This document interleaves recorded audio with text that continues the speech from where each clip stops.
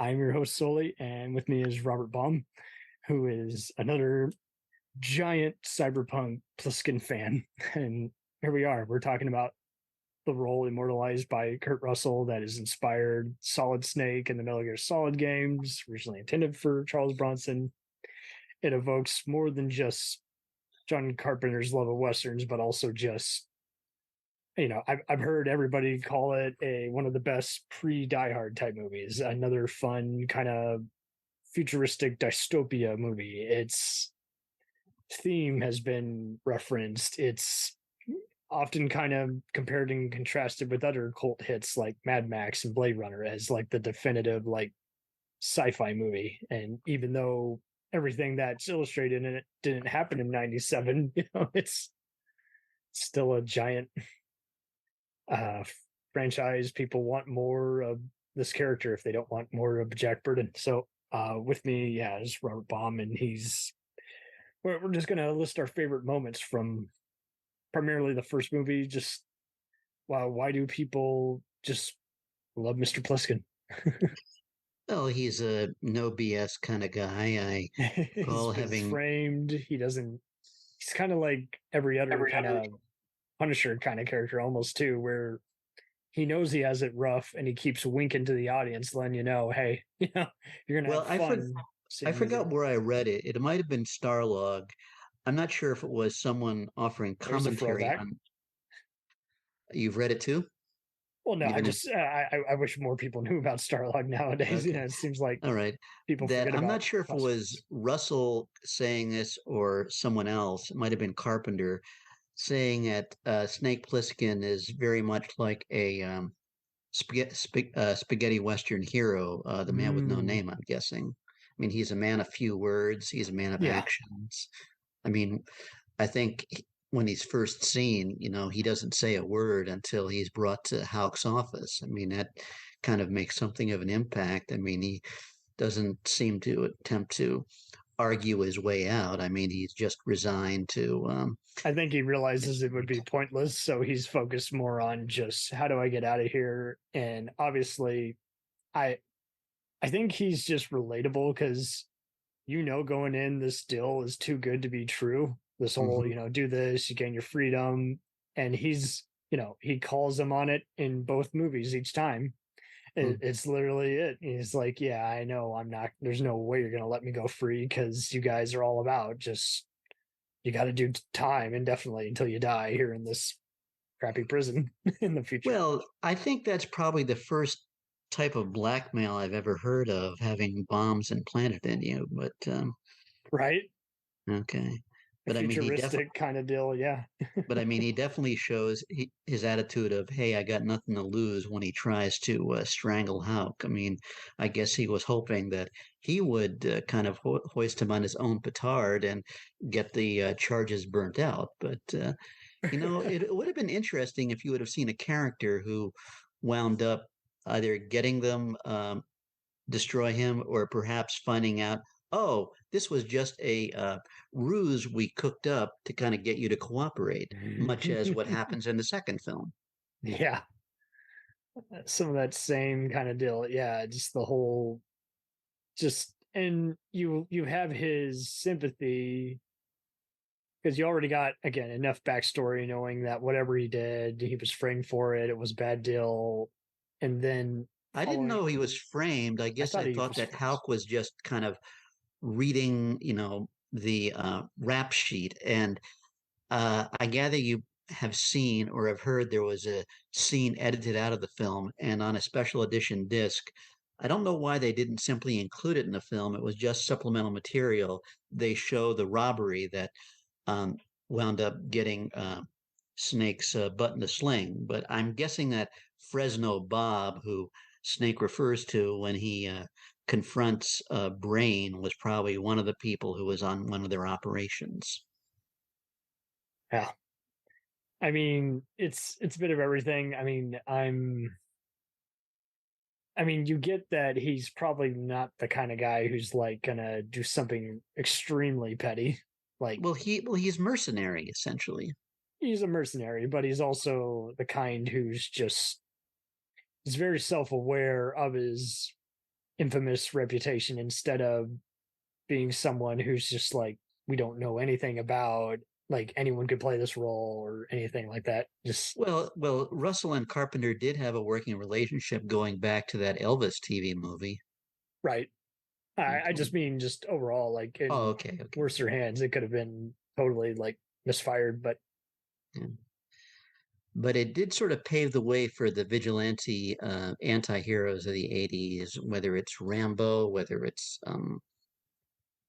I'm not going to say the vein of Chuck Norris because Chuck Norris always plays a hero, but I guess making the maybe perhaps Michael Biehn in the first Terminator film, but I like that contrast, that same kind of rough character, gr gritty. And actually, I'm guessing you know that among James Cameron's first initial gigs Hmm. pre-Terminator was being an art director and I think Not set as well decorator. known for some reason. I don't know why. Beg pardon? I don't know why his art direction on this, is not as well known because, like, without that, the movie would be so different. Well, I guess I'm wondering if, given that the work is New World, that I guess I mean, for the New World crew, I guess it was kind of like, we'll just take person A and I guess just knowing them more I mean, I gather, unless you're a true film aficionado, most people don't say, "Hey, I want to watch the end credits so I can see who was a lighting cameraman Yeah, but he and didn't even who get was." credit, I don't think. Oh, he did. He was credited as He didn't? Jim Cameron if you look at the Oh, credits. okay. I thought he didn't get a credit. Okay. Well, according to this film commentator in the Philadelphia area, he said that uh, even the person who holds Steven Spielberg's hat gets a credit. But I'm sure you know that there's no shortage of films where thanks to IMDb, someone will insert credits of an actor who's uncredited in a film or a Right. technician or something like that. Hmm. And there's all kinds of ways to go about it. It's half the time you don't know if it's just a producer on set adding the credits pre movie coming out or what. But yeah. Because there's no mention in the film made that I'm pretty sure the voiceover done at the beginning, kind of giving you um, kind of a truncated, capsulated sense of what awaits someone in New York. I believe that's Jamie Lee Curtis. Ah,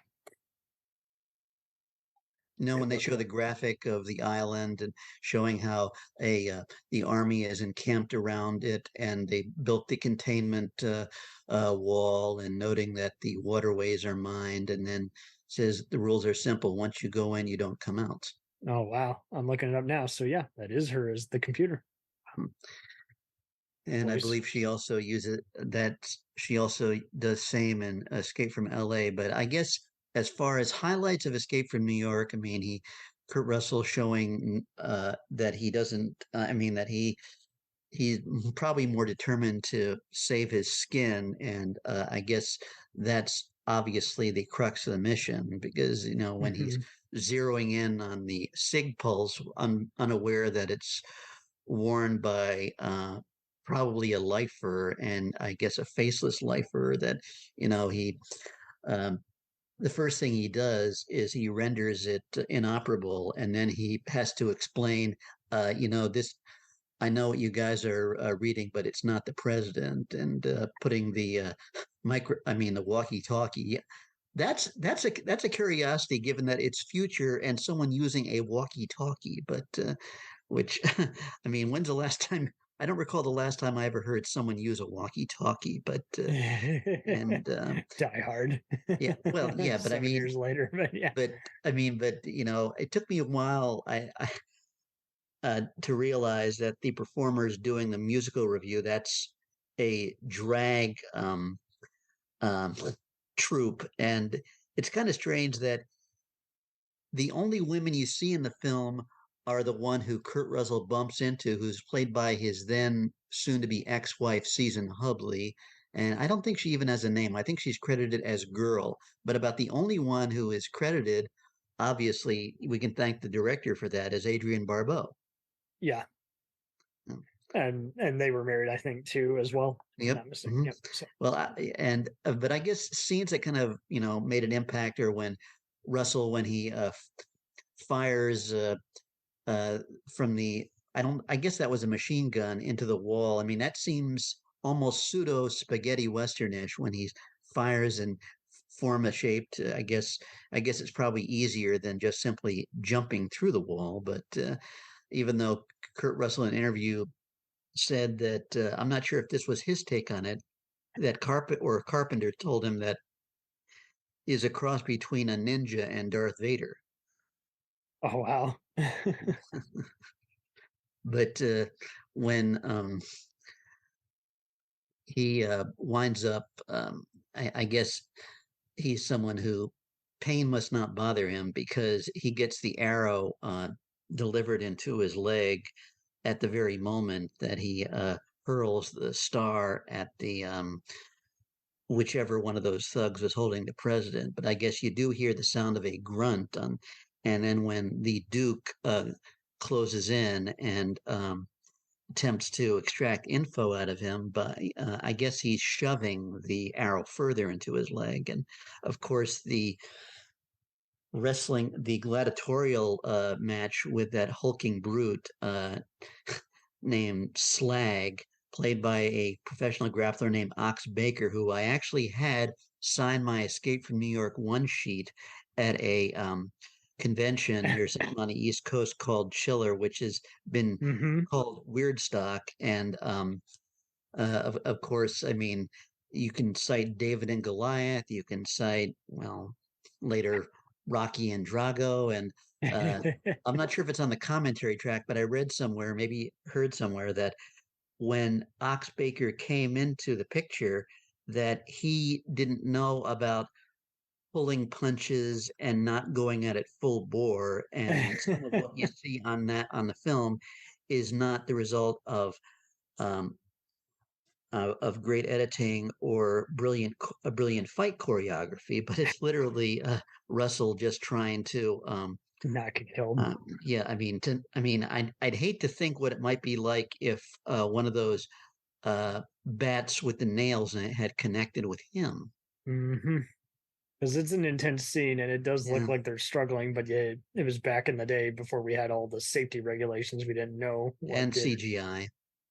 Well, that But too. Yeah. but I mean, well, you look at Hauk is pretty much a no nonsense guy because I gather it's taken a while to realize that that operation was basically sort of an unsanctioned thing, and he took a maverick approach to it, which Hmm. uh, I guess I forgot what I think the Secretary of State was played by was named Romero, who was played by Charles Cyphers, who was sort of a regular in Carpenter films, at least Hmm. Halloween and Halloween 2. And he is along with Tom Atkins, who There I you go. guess seems like he's almost more sympathetic to Snake, or at least admires Willing to him. I give him mean, a chance as yeah, opposed to have him be a yeah. hard ass like Van Cleef's character. Well, I guess you could chalk up, well, again, the spaghetti western. Van Cleef did a few of those, and Hmm. but you almost get the impression that I really hate it in films when you see a character identified in the credits, but you never hear the name mentioned, even though, I mean, I gather the tech guy is named Cronenberg, which I gather when, because I guess Carpenter in jokes George Romero and David Cronenberg. All these Only horror time, icons. Yeah. yeah, only time you hear the name Cronenberg is when he takes that humongous, I guess, I think that's more of a police walkie-talkie device of the 80s or 60s compared to the future. Well, of course, no one knew cell phones were on the way.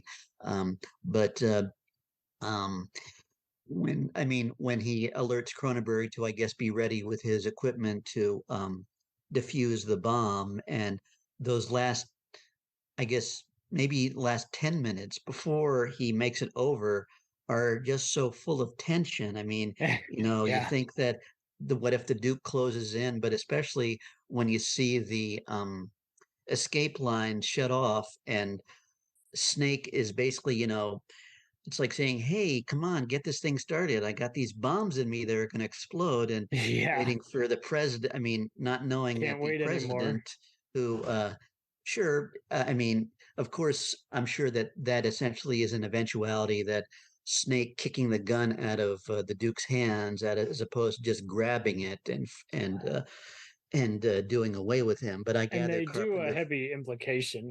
If you did a blockbuster like this nowadays, I'm sure they would spend way too much time on whether or not he's armed with a bomb and make a big deal out of it, even if it ultimately isn't really much to do with the main plot. But it's just so cool to see them kind of really just chill out and just kind of just focus on the whole mission, and then they allow for more surprises naturally instead of Well, I gather you can chalk up the surprises starting when Cabby saving the day by just oh driving yeah, by. that's some unlikely allies. Yeah, And it's just so much fun to also see a man having to use resources. He doesn't even know if his guns are going to work all that great against yeah. whatever he's in for. uh the various anytime Snake is like sneaking around, that's always just very intriguing because you're already kind of drawn to it naturally instead of wondering, okay, where's this going? It's just so cool to see a low budget drive-in feature. Well, you kind of have to wonder where all the people are. I mean, sure they're catching the show as Cabby does, but given that this is a maximum security prison, I sort of think of maximum security as teaming with the most, um, murderers and cutthroats, whereas at times it seems like they have to wait a while and go a distance to find anything. Uh-huh. Of course, you realize the impact is there when they said stay off Broadway. It says what's wrong with Broadway, and you find the heads on the pikes, and of course, I think his name is John Deal, who's just credited as Punk, who when Halk arrives with the police force, uh, trying to perhaps reason before utilizing his plan, and the Punk showing off the severed finger of the president, I forgot about that. Yeah. and and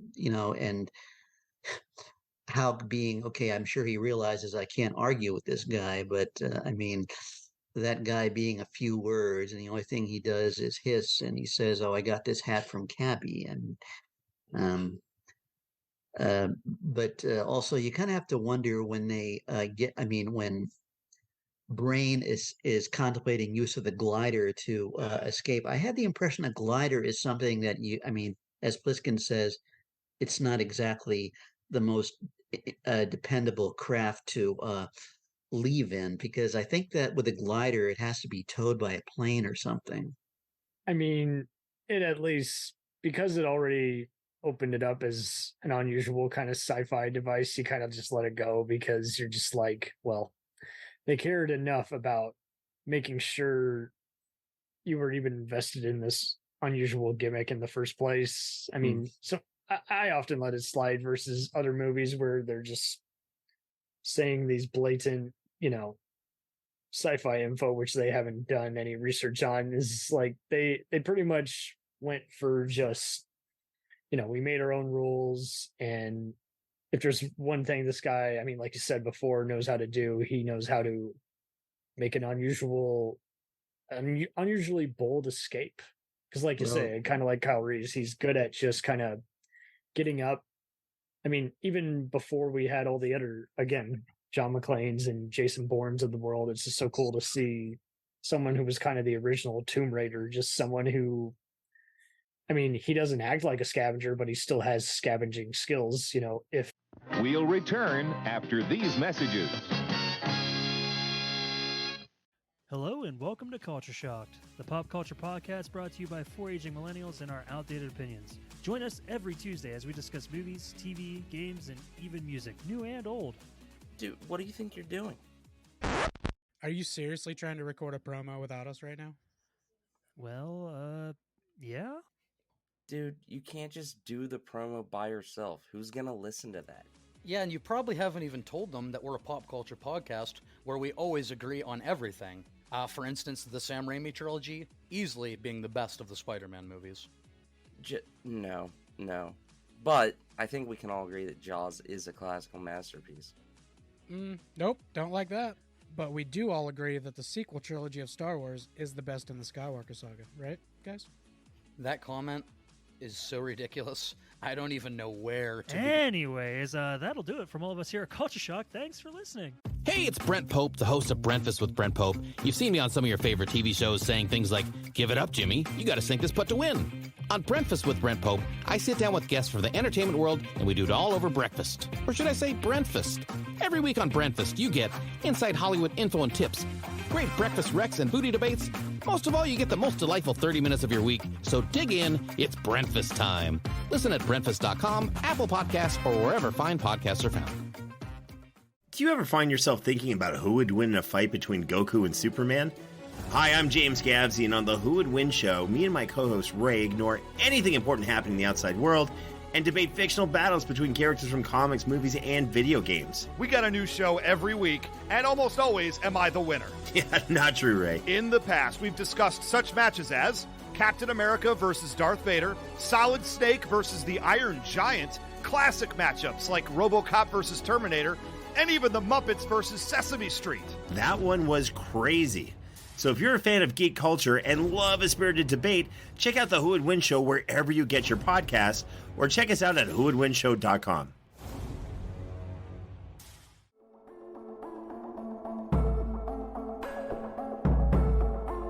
We let things pile up in the DVR, we add them to our queues, we wait for the DVDs and Blu-rays. We time shift. The Time Shifters Podcast. Sci-fi, horror, fantasy, superheroes, comedy, action, film, television, maybe some not-so-current events. Find us on iTunes or at timeshifterspodcast.com. Cool thing about Blind Knowledge is we are in multiple countries. We are worldwide all across the globe. We are in the US, we are in the UK, we are in Canada, Germany, India, Japan. We're in Australia, y'all. BlindKnowledge.com. Now back to the feature presentation.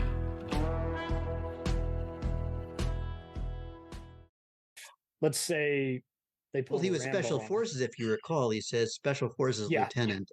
It says Black Light and, Purple Heart. So he's obviously someone who's been in a scrape or two. And I'm guessing, given when that he uses gunplay, it is almost much like Rambo, where you're getting a sense of just like he doesn't even feel all the blood, sweat, and tears around him when he's in that zone. So it's I think that Escape from New York sort of went in the testosterone direction that seemed to be commonplace in a lot of the later 80s films, particularly those produced by Ken and particularly those produced by Joel Silver. But I guess it sort of paved the way, even though I gather that that terminology was not exactly in vogue yet. But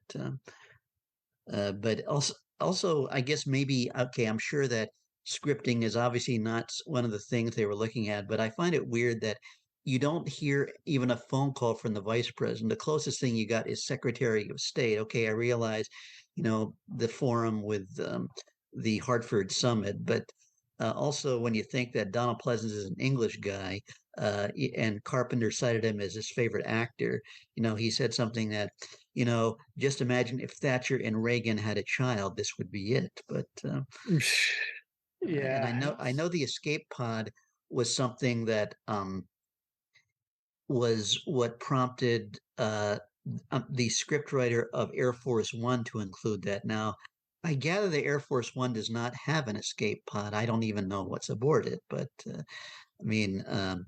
but I'm not sure if you know this, but I think that the woman who's hijacked the plane was played by Nancy Loomis, I believe, who plays Laurie Strode's friend in Halloween.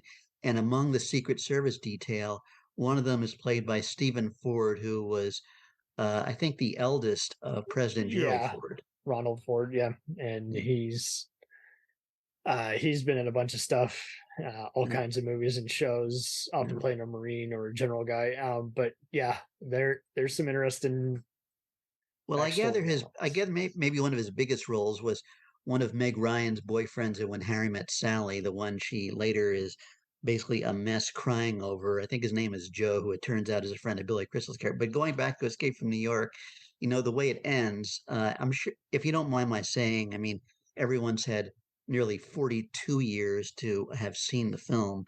But I mean, when you think that at the end, you have the impression that, okay, Plissken's mission is done and he can do as he wishes.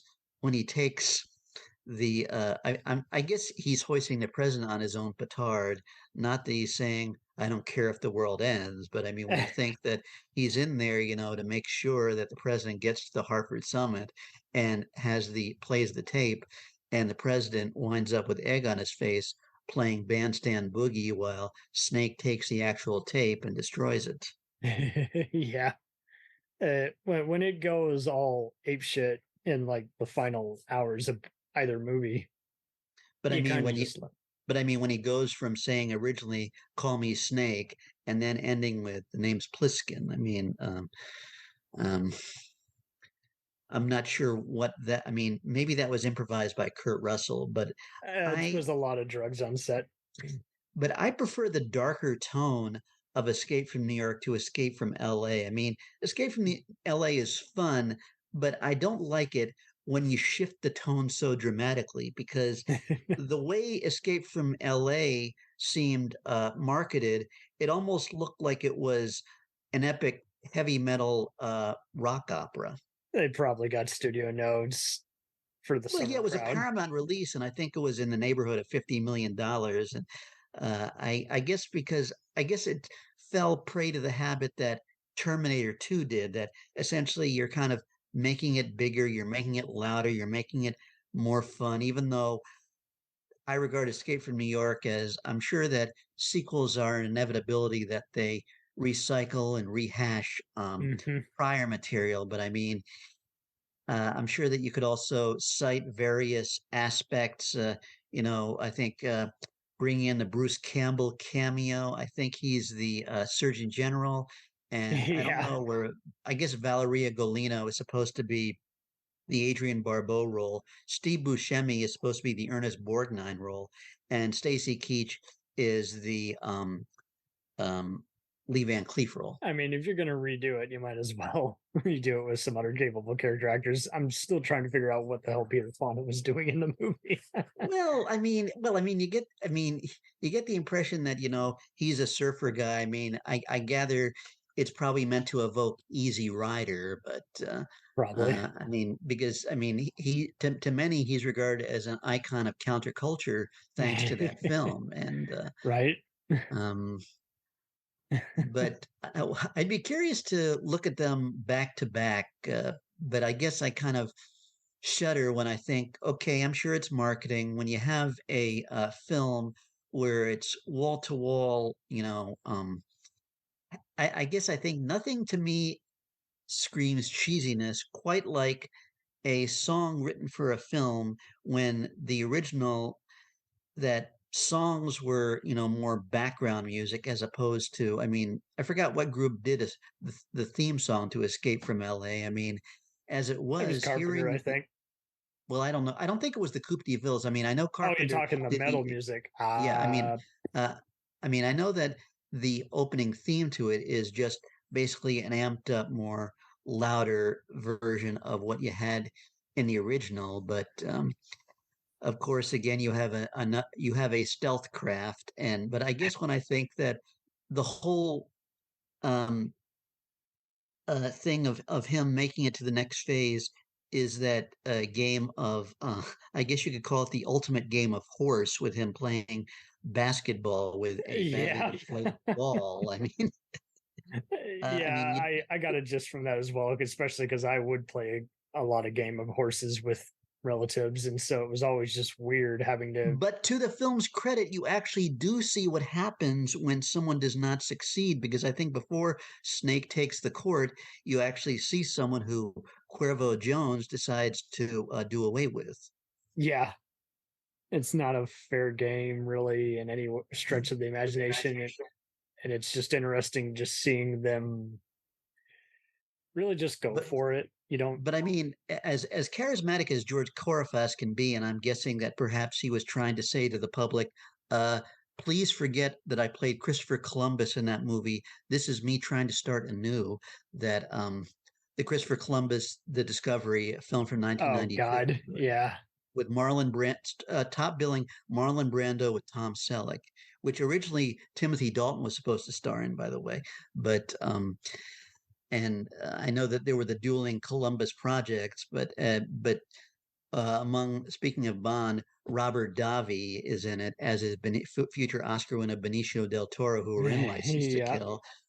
And I regard Dalton's Bond as almost being impacted by the whole anti-hero bent of the 80s. And Oh, 1,000%. even though I'm sure critics didn't exactly pick up on that, I'm sure that they always think, oh, he's following in the footsteps of Connery and Moore, whereas I know talk about Bond is not relevant, but I mean, he was just trying to bring Bond into the modern era where you have, men of action played he by the was doing likes of his job, and they just hated it when they kept changing it up, even though that was the only thing they could do to make each person stand out. It's the same thing with all the different Sherlock Holmes, Robin Hoods, Yeah. Batmans, and it's just annoying when you're having to deal with critics who don't seem to know what they want, let alone audiences at that point kind of didn't know what they wanted either. They just like, oh, well, he sucks, or he's good, but he's not as good as this person. But I wonder if perhaps Escape from New York was essentially a case of throwing too many cooks in the stew, because the screenplay is credited to Carpenter, Russell, and Carpenter's frequent producing partner Deborah Hill, whereas I'm guessing maybe Nick Castle, maybe he bowed out. But I guess sure, it's got a wonderful array of techno things. I mean, like the stealth sub and utilizing, I guess, whatever that hologram thing was, and finding that the recording disc is they pulled a switcheroo again. But I guess when I thought the hologram, I couldn't be reminded of that device Schwarzenegger employs in Total Recall, if you recall that gizmo. I wouldn't be surprised at any cyberpunk kind of blockbuster, disaster, dystopia. They're going to reuse some of the same props, But you kind of have to wonder if they kind of looked through a directory of actors and actresses who had done genre fare, because Stacy Keach's assistant, or I don't know what you'd call her, is played by Michelle Forbes, who any loyal follower of Star Trek and Next Generation recalls her as Ensign Ro. Yeah, I think so glad to see her return recently on Picard. I'm not giving spoilers, but it was just interesting how, she at this point was getting out of sci-fi fare, but she still would return with something like this or Battlestar Galactica. So it was just cool to see. Oh, she was in the new Galactica. I forgot what role, but I kind of didn't exactly watch that because I didn't protest it, but I'm a loyal fan of the original. I mean, I feel okay, they're allowed to make what they want, but I guess I feel I don't want my recollection of the old show to be kind of even though I know critics loved this one and compared to the old one. But back to Snake Plissken, I wonder why. Maybe it was just an afterthought that Lee Van Cleef introduced him as SD Plissken. Never once did you ever hear what the D stood for, but maybe that's just clutching at straws. I didn't get that far. I never thought of that. But overall, I mean, I would definitely, if I met it, if the character was real, I would call him to his face. I'd just say Snake just up front. Yeah. Well, I mean, again, you have the motley crew of barbarians, but you get the impression that I guess they're thinking ahead, because if you recall when Snake is asking, "Are you going to give me the antidote?" and then he opens fire with that humongous cannon of a gun, and you would think that a guy would kind of be onto all the schemes or what have you. Not that he would know exactly that they packed the first set of rounds as blanks, but I gather that Stacy Keach done, I think, the class of '99, and I gather that even though he sort of rehabbed himself after that horrible episode when he was doing that rebooting of Mike Hammer, where he was nabbed for cocaine when he was leaving England. And oh no, I didn't know about that. Okay, well, I mean, I gather he sought to, kind of repair his image and reputation, because I guess he had a pretty squeaky clean image overall, even though Mike Hammer was a anti-hero and He played Sergeant Stadenko in Up in Smoke, if you recall. But yeah. Okay. I mean, I gather that there probably no shame in it, that there were probably actors who were in it because they had to pay their mortgage or whatever. I mean, because I think that when Cliff Robertson did that film, he was kind of, I'm not going to say on the skids necessarily, but I heard he had a drinking habit, and I think that's what caused him to be let go of from Falcon Crest. But of course, he had a rich genre past, guesting on 2 episodes of The Twilight Zone and the film Brainstorm, and eventually Uncle Ben in Spider-Man. Wow. Hmm. It's a mouthful. But I mean, it's obvious that it has the influence of the religious right, because you get the impression that, Robertson's president is he's based in Lynchburg, which was basically the home base of Jerry Falwell, and I think that he's citing something from the Bible. He says like the mighty fist. I don't recall if the mighty fist of Gomorrah, and the president is now elected for life. I mean, you kind of have to think. I'm not trying to get into politics. What that could have what that could have meant in a recent election. I think they were doing their best. Yeah, I know it's for fun. I mean, satire, parody. I mean, I gather that. I think they're just predicting, because I mean, they'd already predicted 97 and it hadn't gone to hell just yet. But at the same time, they're just like, well, I mean. But I also heard that Carpenter's "They Live" was basically his commentary on the Reagan era. But I need to see that again. I mean, but I mean, I'm not trying to go all over the place, but I guess I don't know if they were ever looking to make another Escape movie. I mean, I'm guessing they've been trying to do the remake, but every other name has been attached. I've heard rumors lately Wyatt Russell should be the next, and I don't know. I'm just like, at this point, I'd rather they do more comic books, since the character's done so well there. Well, I guess you can look at there being films of a not necessarily the same story, but similar approach. I mean, in some way, I regard Demolition Man almost falling along the same path, if you will. You're right. Although it's even more satirical. Well, yeah, but I mean, it kind of has the tone of fun, darkness. I mean, okay, you can say that, Kurt Russell, you can't envision anyone else as the hero, just like I'm sure most people probably can't envision anyone else playing Indiana Jones and Harrison Ford. They can't envision anyone else playing a Terminator except for Schwarzenegger. But I mean, I think because did Escape from LA underperform?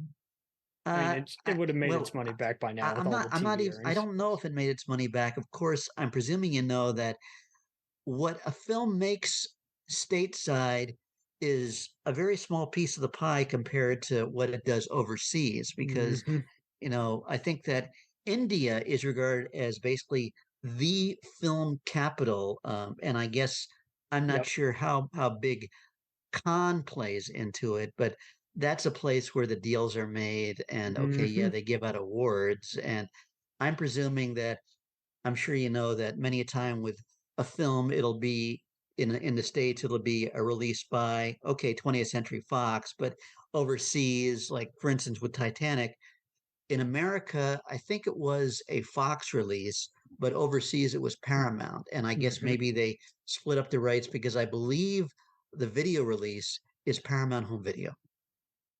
That makes sense. Yeah. But I mean, you hear about many companies splitting the bill, like Towering Inferno. That's a Warner Brothers 20th Century Fox production. I think that was more a case of 2 studios having properties that they wanted to make, and they put their heads together and they fused them into one. But I mean, I think I heard somewhere, unless I'm hearing someone offering kind of their own kind of sarcastic comment, that maybe the next film might be Escape from the Moon. But a film that I look at in a similar vein, albeit with a lower budget, was a film called Fortress, which Christopher Lambert did in the early 90s. 90s were a wonderful time in terms of just basically just getting ridiculous adventure. That. Well, okay, I and- mean, maybe that's a bit too hard to call it ridiculous, but I mean, I guess I get what you're saying. I think others do because well, we're realizing that. I mean, you mentioned earlier, with all the other blockbusters, just if you took all the budget away from, I mean, you can still call, say, a big budget blockbuster like Spielberg has called Indiana Jones, B pictures, because again, he's referencing Treasure of the Sierra Madre and all the old serials before he but I inserts his guess James Bond moments it within. was also sort of a semi-risk, if I may interrupt, that I don't know the finer details, but I'm guessing that probably through late night screenings, viewings on cable and video cassette sales, that's what prompted the idea of a sequel. And of course, many years in the making, that's also what prompted Terminator to have a sequel, because even though I think it made its money back at the box office, Oh, it was a surprise. A bigger killing on home video, cable, etc. Yeah. They didn't think it was going to do good, and it did surprisingly well. It was just one of those cheapies they made to just make easy money, and it was just. Well, I forgot what the big winner was the summer of '96 when Escape from LA came out.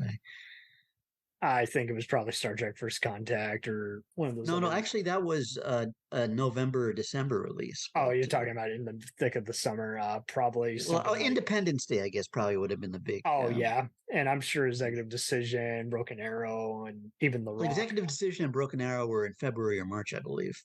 Well, I just mean in general. They were making some giant money for sure. Yeah. But I mean, like you say, I think because the character, just the love for him won't ever go away. I think everyone's doing their best to just keep it alive.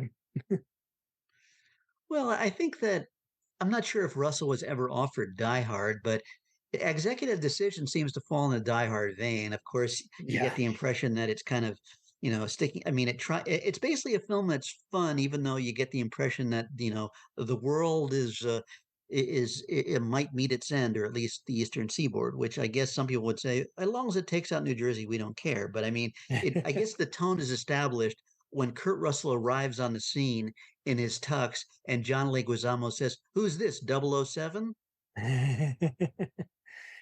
Yeah, I think that's generally why Joel Silver got him on that major blockbuster, because I mean, to just take all these other 90s faces, he just knew that he had to follow suit do a send up of those fun 70s airport type disaster movies that Die Hard was trying to, and kind of opened up the door and say, we can keep doing these into the world or hostage takeovers or terrorists. Well, I'm sure audiences were delighted to find that Steven Seagal did not make it to the end. Oh yeah, there's a great podcast called How Not to Make a Movie, and they talk about all the other infamous temper tantrums of still once respected producer Joel Silver, and he's literally shouting while they're making the infamous Tales from the Crypt second movie, and he is just like, no, I'm gonna pay Seagal all this money, but he's going to die.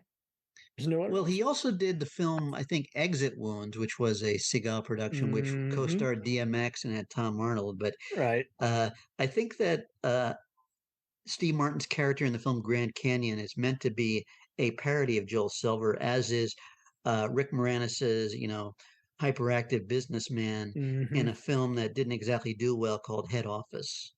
I see what it was, I think, an '85 release, but among the cast is Judge Reinhold, Jane Seymour, I never Danny made DeVito. that connection, but I wouldn't doubt it. Like he was just starting, so I would not doubt that they. I mean, because it's definitely possible. Because like that's, for instance, how they came up with the character Mini-Me. They got word that a dwarf actor on Island of Dr. Moreau had punched a New Line Cinema executive. And one person heard that story and they thought, well, we're making a spy parody. Let's have a dwarf character who does exactly that. He punches people in their manhood. And so Mini-Me was born. Vern Troyer was in Island of Dr. Moreau? No. The character was formed from a infamous on-set incident where a dwarf actor who was pretty well respected by I had the impression no one respected that film. No, I'm just saying that the actor Marlon yes. Brando had basically stroked his ego, and he decided, well, this guy's being a prick to everybody. Maybe I can be too. And it was just an ongoing process to where it was like, what is going on here? But I don't know what's Carpenter. I mean, I know Carpenter has done concerts, and I think that he's devoted his time to comic books, but has he pretty much by and large left the film industry? I seem to recall he did a low budget film called The Ward, but I guess I'm wondering if it was because he sought to kind of keep afloat doing Hollywood films and they didn't do business. I mean, there was. I think he's like Joe Dante. He's not as cynical, but he is kind of like one of those. He knows he'll always have a loyal fan base, but he's just got very annoyed, I think, I mean, when you get annoyed at constantly being told, hey, I don't like your movie, that's really just not helpful to anybody. So I think he just got to where he was just like, well, maybe one day Carpenter will write his memoirs, because I'm sure there's got to be an audience for that. I know that he's done a lot of autograph shows, and believe me, I'd love to be able to cough up the 150 for his signature. But, right. I mean, he'll keep doing conventions at this point. He's always been a fan favorite there, and he's joked around even when people have asked him about this or that, and he's done the whole who cares, because I think that's just it. When you're constantly rejected, I think you just say, well, I can't help but wonder if Tobe Hooper had a similar kind of experience, because totally did. Poltergeist, that would have been ample to kind of keep his name alive, and yet he basically, I think some of his last works were some made-for-TV projects, but I didn't quite realize how his work for Canon pretty much was the death knell to his career, because had I known that when I saw him at a Fangoria convention, I asked him benignly about his experiences of working for Canon. Maybe he just felt a need to be diplomatic and said, well, it was interesting working for those guys, because I mean, I'm wondering if deep down he's saying, ugh, not mention of those guys again. Yeah, it's a bit of a predicament. I on that same Tales from the Crypt podcast, when they had him direct a few episodes of that and Perversions of Science, they pretty much, he was running behind, and I think at that point he was so used to having projects taken away from him when he was behind schedule, and they told him to just relax. You're Toby, you're one of the greats. We're gonna work with you and give you a way to work through this emergency. And he was so taken aback. He's like, wow, you guys are actually helpful. So I think he just had a lot of bad encounters on a lot of his independent movies. I mean, it was already bad enough that his claim to fame, Texas Chainsaw, was owned by mobsters. So I think I didn't know that part. Yeah, they made all this money until finally some giant corporation bought it back. But it was just one of those where I think, because of, much like Carpenter's, like many of these 70s, 80s cult favorites, been betrayed by greedy producers and what have you. I think same kind of deal here. When something nice happened to him, he still had to kind of sit down, breathe, and take it in, because not used to being that, respected. Well, I'm wondering if perhaps, I don't know what went on behind the scenes, that it was said that even though he was credited as a producer, that it was said that Spielberg was really the force on the set. Yeah, that was directing Poltergeist. It's been proven by the cast that it was total bullshit. He's just a producer. That's what producers do. They will come in, they'll film some reshoots, do some second unit. I mean, what Spielberg was doing was no different than The Goonies or Arachnophobia. Is literally just come in, get some insert shots, or telling Joe Dante, hey, you're doing a good job, just don't kill the mom and Gremlins and everyone will be happy. Because I recall having read somewhere, again, not trying to interrupt, that when Stallone did Cobra and later Over the Top, even though Over the Top was credited to Menachem Golan, Schlockmeister extraordinaire, and Cobra, his two picture deal with Canon, that George P. Cosmatos directed Cobra. He previously directed Rambo First Blood Part 2 and later did Leviathan and Tombstone. That I think that Stallone did quite a bit of the directing on both Yeah, films. he didn't do any of the directing, and I was when I heard those stories, that was cool to see it be confirmed because going back to Escape from Athena, where Cosmatos was first a big deal, he was doing all these overseas European, Italian movies, World War II pictures, and Vic Armstrong in his book, yes, the famous Indiana Jones stunt coordinator, stunt double. Did you say Dick? I thought it's Vic Armstrong. I said Vic Armstrong. Sorry. And here we go. He reshot a good chunk of the movie because, that's what you do when you're a second unit director and everything. Because long story short, the entire Italian crew was like refusing to listen to the director Cosmatos because he was basically another one of those hot shots, very douchey, very rude. And that's a curiosity of a film because I guess when you think that, okay, Roger Moore playing a Nazi, but I mean, okay, I guess because it's Roger Moore, he's a gentleman Nazi, and it almost seems to evoke a vibe of just like the most outrageous guest cast on Love Boat you could think of. It was definitely a bizarre cast, and they were drawing, they were big names that drew crowds, so they were doing their job. But Cosmatos was basically one of those, like, he just, however his style of direction, it didn't take long for him to piss off a bunch of people. I don't know what his style was. I guess I thought that he was. I don't think he had like much of one. A gun for hire, for lack of a better term. He was a gun up for hire, but yeah, by the time he came to Hollywood and Stallone made him his bitch, he basically was just one of those who just every movie he worked on, he got taken over. And I mean, that's why Kurt Russell directed most of Tombstone.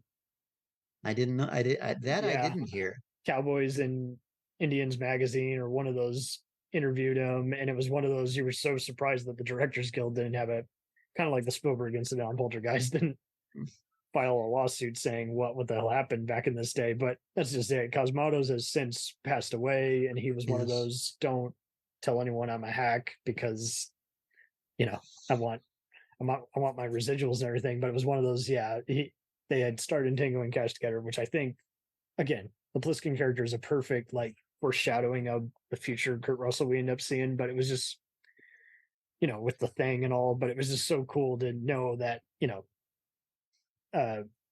this director who, even when he wasn't doing his job, like they all worked it out peacefully and got it done. But I do think it's interesting how Westerns are a dying deal, but like these characters are all that they've all played throughout time are basically cowboys. They just happen to be, special forces guys, Well, I mean, I think that you could make a case for just their persona.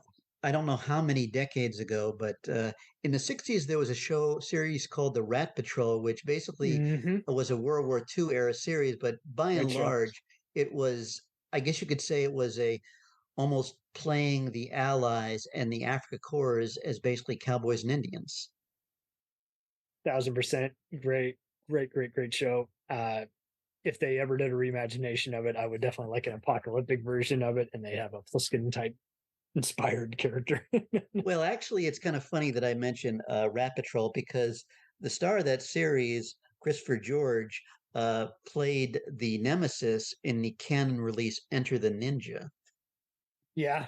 A lot of these 70s actors who made it big on TV, it wasn't long after until they decided, hey, I'm going to be in some of these junky movies for canon films. Well, I mean, you have to. I once thought that they pissed off someone or they were kind of like forgotten about because I know a favorite actor of mine from the 60s, David Hedison, that for a few years after Voyage to the Bottom of the Sea had finally ended its voyage on the small screen, he went to England for a few years, I guess, doing BBC stuff and stage work. But I mean, when he sought to kind of resume his career, it was basically guest shots on Barnaby Jones and Cannon and just about every Aaron Spelling show.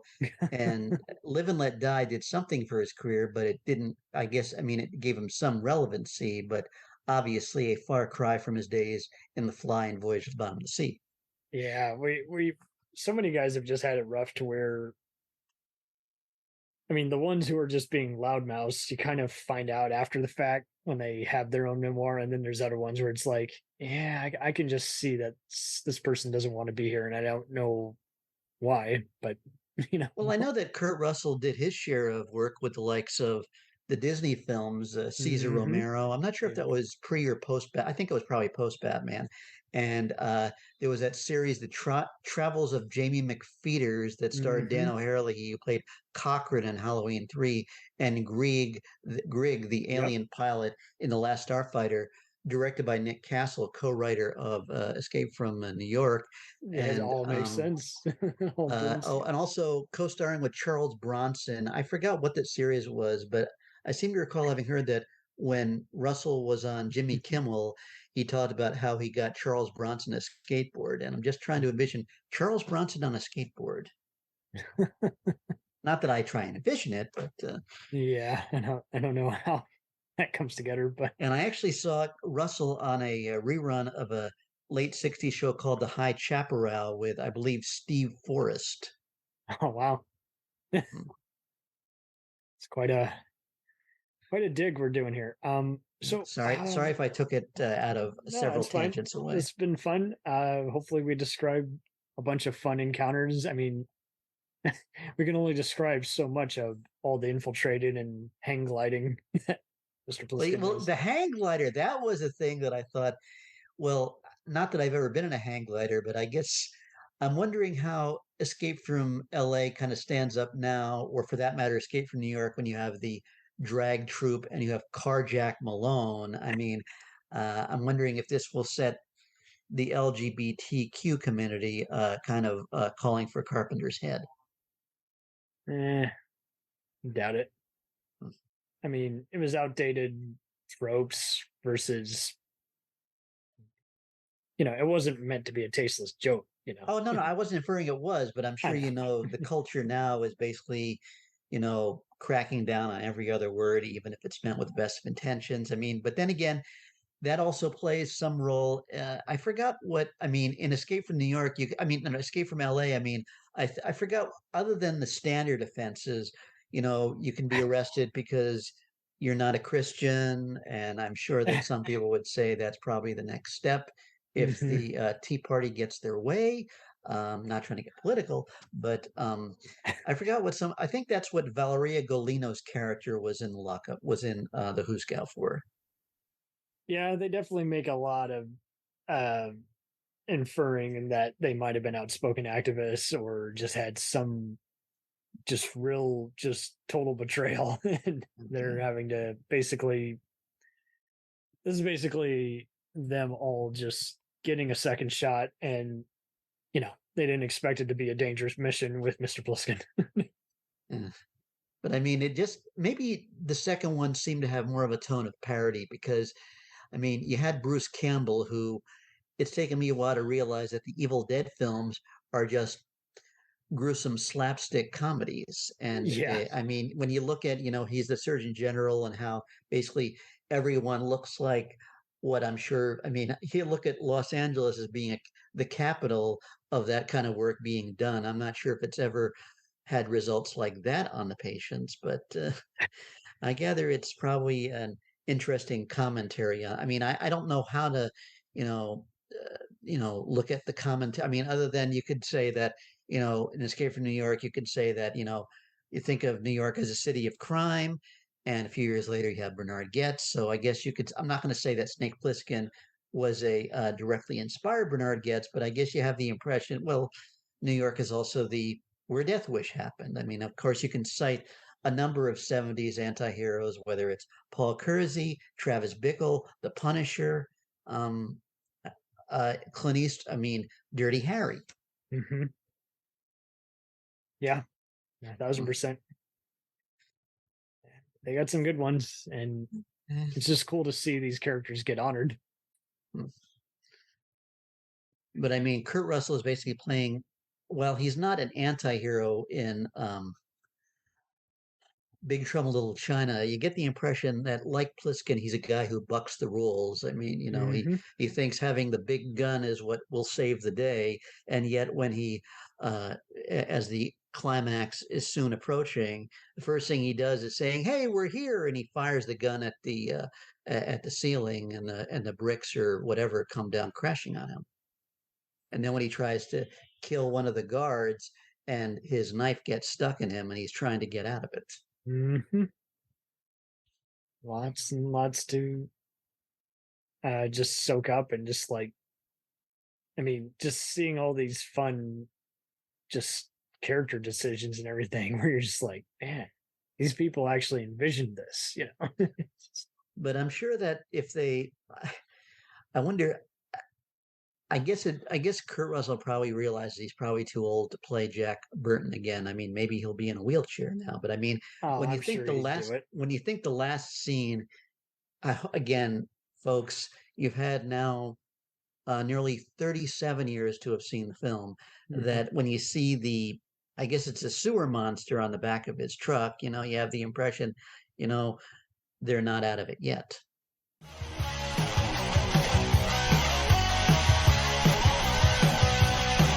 Follow us on the web on Facebook, Twitter, and Instagram. The podcast is available on Podbean, Spotify, iHeartRadio, Anchor, Apple, and anywhere else podcasts are available. Feel free to review our show and leave comments on any of those sites. Thanks a million for listening. It's a